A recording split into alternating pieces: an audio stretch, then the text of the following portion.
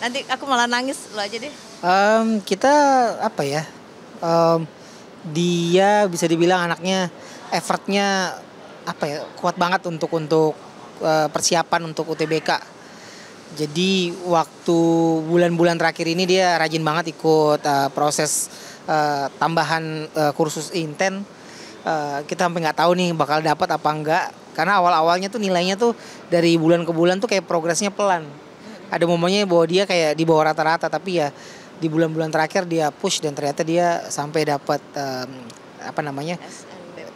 Iya, UTBK juga dengan ujian dan diterima di kampus antropologi UI gitu. Jadi ya kita seneng banget sih sebagai orang tua. Kebanggaannya seperti apa Bang Igor? Bangganya bangga banget karena kita sama-sama Kita sampai jerit di mobil sih. kalau saya Dia nggak mau, anak kita tuh nggak mau kayak Iya. bareng sama kita bukanya, dia mau sendiri karena dia udah awalnya putus asa ya dia. Awalnya kayak putus asa, nggak mau kita temenin, nggak mau dilihat. Pokoknya dia mau sendiri aja di kafe atau di mana, pokoknya dia menyendiri. Terus tiba-tiba kita buka, sama-sama buka, dia langsung teriak, "Oh my God, kita dapat." Dan kalau saya sendiri bangga karena saya juga nggak ada jalur prestasi sih. Kuliah aja, sekolah aja lewat, tapi punya anak yang effortnya lebih apa ya, lebih kuat dan lebih membanggakan dari orang tuanya sendiri. Jadi seneng banget, bangga banget. Tapi sudah menargetkan masuk jurusan itu atau seperti apa Bang Igor? Ini Iya. prosesnya lumayan lama sih karena kan dia sebenarnya punya keinginan sendiri. Tadi dia mau ambil yang D3 ya.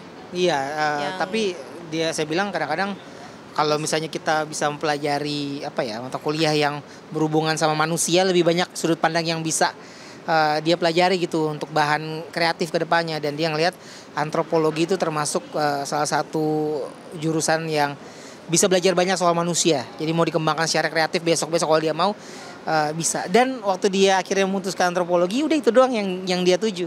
Dia nggak punya. Waktu pas awalnya dia nggak dapat yang jalur prestasi kan, dia fokusnya masih ke pencar tuh. Ya. Jadi mau ini, tiba-tiba mau multimedia, tiba-tiba mau apa. Akhirnya dia fokus ke Akhirnya dia fokus antropologi dan antropologi. tanya nggak ada backup lain, nggak ada, itu aja. Dan untungnya dia dapat. Kalau Bang Igor sendiri sama istri ngasih hadiah ke anak juga nggak sih bukan pencapaian? Ngasih hadiah apa ya? Kita yang dikasih hadiah karena tiba-tiba ternyata wah langsung masuk bener-bener yang kalau lewat jalur itu apa ya, jadi sangat meringankan orang tua gitu. Tapi yang hadiah buat kita. hadiah buat kita. Tapi kalau kita sebagai orang tua sih pasti mungkin bukan secara langsung cuman mengapresiasi dia karena dia dapat prestasi itu, tapi memang sepanjang pertumbuhannya dari kecil. Kalau misalnya pernah lihat, saya juga pernah bikin lagu bareng anak. Intinya kita mengapresiasi dia dalam apapun yang dia mau lakukan, kita support. Nggak cuman kayak didorong supaya kamu harus sukses, kamu harus bisa, tapi kita juga punya waktu untuk dengerin keluh kesahnya dia, cita-citanya dia, dan menanamkan value yang tinggi di dirinya supaya dia juga bisa tumbuh jadi anak yang pede, mau ngejar cita-citanya dan impiannya. Itu sih yang kita lakuin selama ini. Kalau soal hadiahnya kayak dia sendiri ngerasa itu jadi pencapaian yang memang dia dapatkan dengan effortnya sendiri, bukan karena kitanya yang ngusahain supaya dia dapat di situ, tapi memang kerja kerasnya sendiri udah dia buktiin dia dapat. Maksudnya kalau sekarang ramai gitu ya, kalau public figure biasanya anaknya kuliahnya di luar negeri, mungkin kenapa? Oke. Di luar negeri pilihnya di Oh, kalau itu sih jujur aja aku sendiri sih agak ngarahin, ayo kuliah di luar gitu kan, mungkin lebih ada keluarga juga di sana, jadi kita bisa lebih ya pendidikannya lebih terjamin lah pada dasarnya kan, stereotipnya begitu. Tapi memang dari dianya sendiri memang nggak mau, memang keinginannya sih, mimpinya dia adalah untuk membangun Indonesia. Iya, kayaknya dia juga pernah ikut sama kita berapa kali naik gunung, ngelihat Indonesia. Bahkan kadang-kadang dia sama teman-temannya komunitas pecinta alamnya dari SMA tuh suka punya jadwal sendiri gitu kemana-mana. Jadi kayak dia udah ngebangun kecintaannya sama Indonesia, dan sepertinya dia lihat potensi Indonesia ke depan seperti apa. Ya nggak ada salahnya, siapapun yang pengen belajar ke luar negeri boleh, tapi dia kayaknya memilih untuk ada di Indonesia dan fokus ngebangun Indonesia gitu ke depannya. Jadi ya kita support. Berarti bukan karena lebih ke gak mau jauh-jauh dari keluarga gitu ya, emang karena pengen. Enggak Rasanya sih. enggak sih. Karena memang bisa dibilang dari SMA aja dengan kegiatan sejuta kegiatannya di sekolah, persiapannya dia untuk UTBK, dan sekarang udah mau masuk kuliah, emang udah bisa dibilang kita sebagai orang tua udah ngerasain, oh ini anak nih udah mulai ngejalanin kehidupannya sendiri. Jadi mau dibilang sama di kota yang sama, tapi tetap dia udah punya banyak kesibukan sendiri. Jadi udah cukup mandiri lah untuk bisa jalan sendiri. Walaupun nggak keluar negeri, walaupun masih di Indonesia, tapi dia udah terbiasa untuk nggak jauh dalam artian jarak, tapi jauh dalam artian kesibukannya sendiri. Iya, terus kan Kak Igor sempat bagikan juga ya di Instagram yang tentang pernah mendaki Gunung Rinjani beberapa tahun lalu. Terus kan kita ada cerita tentang mendaki Gunung Rinjani yang ini seperti apa sih Kak? Ada pengalaman sedikit pas naik gunung. Pengalaman kita naik gunung tuh udah ke Rinjani, Kerinci, Semeru. Gunung Gede. Istri pernah Gunung Gede sama anak tanpa saya juga pernah mereka ke Rinjani. Lalu terakhir tahun lalu kita ke Sindoro. Memang naik gunung itu yang paling penting adalah persiapan yang matang. Pastiin bahwa walaupun udah sering naik gunung, kita nggak pernah ngerasa diri kita pro, tetap harus ada yang nge-guide. Pastiin supaya siapapun yang jalan bersama tim itu jangan ditinggal, karena memang kita nggak pernah tahu, itu kan alam, bukan situasi yang terkontrol yang kita bisa aman-aman aja kalau misalnya ada apa-apa, terjadi apa-apa. Jadi memang penting banget untuk mawas diri dan tetap waspada sih kalau naik gunung. Nah, kebetulan Rinjani sendiri itu memang selain indah tapi memang melelahkan. Kalau misalnya kita naik dari tempat terakhir kita tenda sebelum summit attack dari Pelawangan Sembalun, ngelewatin kan itu ke puncak tuh batas vegetasi, jadi makin ke atas tuh udah nggak ada pohon, udah isinya tinggal batu karang dan kerikil. Terakhir yang kita lewatin tuh ada tempat namanya Cemoro Tunggal. Dari situ ke atas kita bisa lihat puncaknya seakan-akan dekat, tapi itu sebenarnya jauh, prosesnya jauh. Dan sebelah kanan kita itu memang langsung jurang yang cukup dalam. Di gunung itu kalau summit attack kita nggak pernah tahu kondisi alam dan cuaca bisa tiba-tiba berubah. Suka ada yang namanya awan lenticular cloud tuh yang bentuknya kayak payung. Kalau dari bawah kelihatannya lucu, kayak wah gunungnya ditutupin payung, di foto bagus. Tapi kalau kita di situ itu anginnya kenceng banget, berkabut, dan jarak pandang itu bikin kita susah untuk melihat seperti apa. Jadi memang penting banget sih untuk selalu waspada di atas gunung.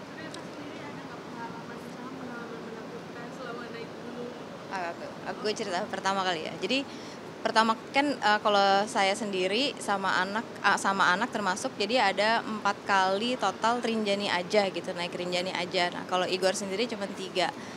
Nah tapi memang kita tuh awalnya tuh kaget banget di sana di Medan karena nggak nyangka sesulit ini gitu loh medannya gitu. Dan itu yang menyebabkan kita dari 10 orang deh kalau nggak salah, waktu itu awal pertama pendakian itu sekitar 10 orang tuh setengahnya tuh 5 orang gugur, termasuk kita juga akhirnya nggak. Gugur tuh maksudnya apa? Gugur pendakian. Nggak ke puncak. Summit attack. Nggak summit. Gugur summit attack-nya karena Igor luka, jatuh, kepleset, sampai sekarang masih ada lukanya. Sampai bekasnya masih ada. Teman kita kesleo ada 2 yang benar-benar nggak bisa jalan, sama 2 orang pulang di tengah jalan karena salah pakai sepatu, jadi kakinya bengkak, kram terus ya katanya. Jadi itu perdana banget kita ke Rinjani, belum ada pengalaman apa-apa, dan ternyata memang nggak boleh dianggap enteng. Makanya tahun-tahun selanjutnya kita persiapan jauh lebih baik lah untuk ke Rinjaninya. Nah kalau ngomong soal cita-cita di gunung ada yang serem atau enggak, selalu aja ada gitu. Saya pernah sama istri, kita udah turun. Kebetulan turunnya tuh terpisah-pisah, ada yang lebih cepat, ada yang lebih capek, tapi kita selalu dijagain. Ada beberapa tempat yang kayak kita ngeliat nggak ada orang nih. Ini tinggal turun sebenarnya, udah nggak naik yang susah, tinggal turun ke desa. Tapi di beberapa tempat yang berkabut, kadang-kadang kita suka dengar suara kayak musik tradisional gitu, dari mana kita nggak tahu asalnya dari mana. Kalau saya sih positif thinking aja, mungkin ke bawah angin dari desa di bawah gitu. Tapi ya pasti ya namanya di tempat yang kita nggak biasa ya, bukan di kota, ada aja lah cerita-cerita yang kadang-kadang bikin kayak kayak gitu ya kondisinya.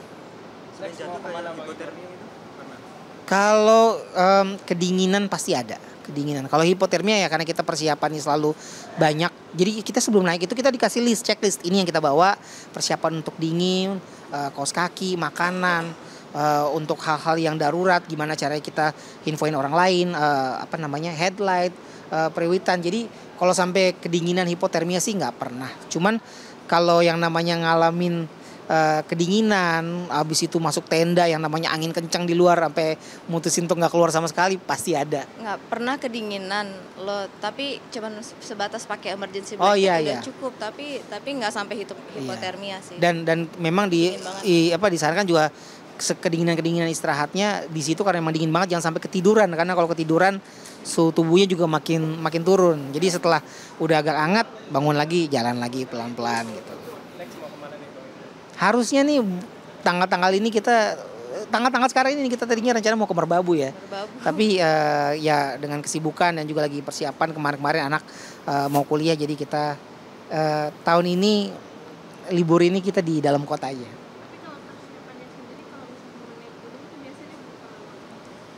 Persiapan olahraganya sih sepanjang tahun ya. Sepanjang hidup harus olahraga sih. makin fit, makin bagus. Jalan, kalau misalnya suka nge-gym, naik itu tuh latihan yang stepper tuh, yang kayak tangga yang jalan terus. Sama ya istirahat sih. Kadang-kadang kalau misalnya kita hajar langsung, kelelahan itu juga akan berpengaruh ke performa kita naik gunung. Makanya kita ini kan udah nggak muda nih. Jadi kadang-kadang kita kalau naik gunung yang masih muda itu dari bawah sampai ke tempat bertenda terakhir sebelum sama itu langsung. Ada yang tektok. Kalau kita pasti di tengah kita berhenti dulu, buka tenda dulu, istirahat, baru besoknya lagi lanjut ke tempat terakhir sebelum summit. Jadi memang pendaki jompo emang udah nggak pernah nge-push. Yang penting di jalanan happy, banyak foto-foto, perut kenyang, pulang sehat. Betul. Sekarang kan banyak pendaki FOMO gitu kan, termasuk Rinjani kan yang tertinggi nomor 3. Pendapat Bang Igor untuk pendaki FOMO dia langsung tiba-tiba milih Rinjani. Kalau ditanya pendapatnya, yang pasti gini, alam itu kan bukan situasi yang terkontrol kayak di kota. Kita nggak tahu apa yang akan terjadi, cuaca, iklimnya, kondisi alamnya. Yang sebaik mungkin bisa dilakukan adalah persiapan dan kalau misalnya bareng-bareng sama temen, jangan sendirian, jangan ditinggal, setia kawan, dan jangan cuma ngejar kontennya. Karena yang paling penting dari perjalanan kayak begini tuh bukan cuma kontennya, tapi experience kita sendiri. Kita tuh nggak lagi menaklukkan alam. Alam itu nggak bisa kita taklukin. Kita cuma bisa jalan selaras sama alam, kita hargai alamnya, kita jaga diri kita supaya tetap mawas diri dan nikmatin pemandangannya.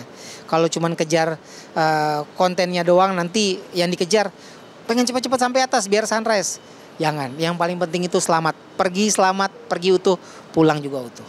Tapi benar-benar medan di Rinjani itu sangat ekstrem ya Pak. Katanya naik sekali, turun 2 kali. Jadi yang tadi saya bilang, lewat batas vegetasi kalau udah mulai kerikil, itu kan nggak bisa jadi pijakan gitu. Kita naik sesuatu, beda kalau misalnya kita naik yang tanah padat, tanah liat kayak gitu, memang kita bisa naik. Tapi kalau memang udah kerikil dan pasir, ya kalau napaknya nggak bener, naik 5 langkah, merosot 3 langkah, ya itu memang pasti seperti itu. Emang mendingan naiknya pelan-pelan, dijaga. Bahkan kalau bisa, kalau saya diajarin karena saya berat, saya orangnya lebih kayak zigzag. Jadi nggak langsung set ke atas tapi ke samping, karena jadi lebih padat gitu kerikilnya. Nyampe juga lebih pelan, tapi yang penting selamat. Ya, mungkin terakhir ya Kak Igor sama Kak Desi, 20 tahun pernikahan mungkin rahasia kalian awet romantis terus memang hobi traveling apa sih mungkin? Apa nih Raci? Kayaknya mungkin traveling ngebantu juga ya. Ya, melibatkan banyak kegiatan bareng sama istri sih. Karena walaupun saya punya kegiatan sendiri, dia juga punya kegiatan sendiri, tapi pada dasarnya kita satu tim.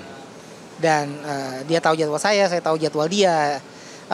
Dia tahu cita-cita saya juga tahu cita-cita dia, impiannya dia. Karena bukan cuma suami aja yang penting tujuannya mau dicapai, tapi juga ngelihat kita sebagai satu tim, istri juga punya cita-cita seperti apa. Saling support. By the end of the day, kita satu tim. Yang paling penting kita bisa lakukan, apalagi kalau udah berkeluarga dan punya anak, kita mau ngegedein anak, yang paling pertama dilihat anak itu bukan kita yang ngomongin kayak oh lo harus begini, lo harus begitu. Yang pertama mereka lihat orang tuanya kayak gimana. Jadi itu termasuk salah satu motivasi sebagai orang tua, harmonisnya kita, kebersamaannya kita jadi satu tim, itu yang paling pertama dilihat dan dicontoh anak, bukan instruksi aja. Jadi kalau anak-anak Kak Igor sama Kak Desi itu lebih terbuka gitu ya? Terbuka atau gimana Kak? Kalau misalkan cerita Eh, mereka punya perasaan apa sih mungkin? Ya kalau anak ada fasenya di mana mereka cerita terbuka, ada fasenya di mana kalau mereka udah remaja mungkin mereka juga akan diam dengan kehidupannya sendiri. Tapi kalau memang ada apa-apa, ada momennya memang kita duduk bareng dan kita bahas, kita tanya pendapat mereka. Kita bukan orang tua yang sempurna juga, proses sih. Kayak sekarang 20 tahun menikah, anak udah mulai gede mau kuliah. Ya kita bersyukur puji Tuhan sampai saat ini masih sama-sama solid, masih sama-sama bisa ngobrol. Nanti ke depan anak makin tambah gede, ada yang punya relationship, nanti anak mau menikah, pasti ada aja fasenya dalam hidup.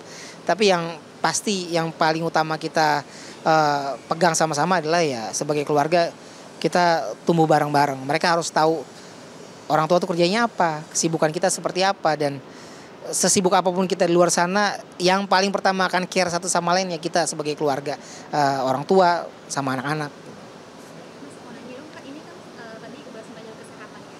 Lebih memilih pengobatan itu di usia sekarang tradisional atau modern sih? Tradisional apa modern? Pengobatan. Pengobatan. Lebih kayak pengobatan. Kalau saya juga orangnya yang nggak dari muda sehat. Bisa dibilang sepanjang karir saya ini kalau teman-teman ngelihat orang taunya saya Koji itu gemuk. Kalau misalnya sekarang udah lebih sehat, bukan di pengobatannya aja sih, tapi kayak pengobatan yang terbaik yang kita bisa lakukan adalah mulai gaya hidup yang sehat sih. Mau tradisional apa modern, yang paling penting kitanya mengobati diri kita sendiri nggak, karena tubuh kita tuh sebenarnya bisa ngobatin diri kita kalau kita punya habit gaya hidup yang sehat. Nah saya bisa kayak begini karena ada yang memecut supaya saya olahraga dan rajin punya gaya hidup yang lebih sehat. Iya. Misalnya kayak tadi cedera ketika naik gunung atau segala macam, itu memilih pengobatannya ke rumah sakit atau kemana? Oh, cedera. Kalau kayak saya pernah cedera, saya ligamen robek. Pengobatan yang proper lah, dicek di ronsen kenapa masalahnya, sampai akhirnya dibenerin dan di ronsen ligamennya robek. Waktu itu berat saya masih 140-an kilo, saya disuntik kolagen supaya yang robek sedikitnya itu bisa pulih dan akhirnya pulih bener gitu. Sekarang bisa olahraga, bisa benerin kesehatan, bisa turunin berat badan.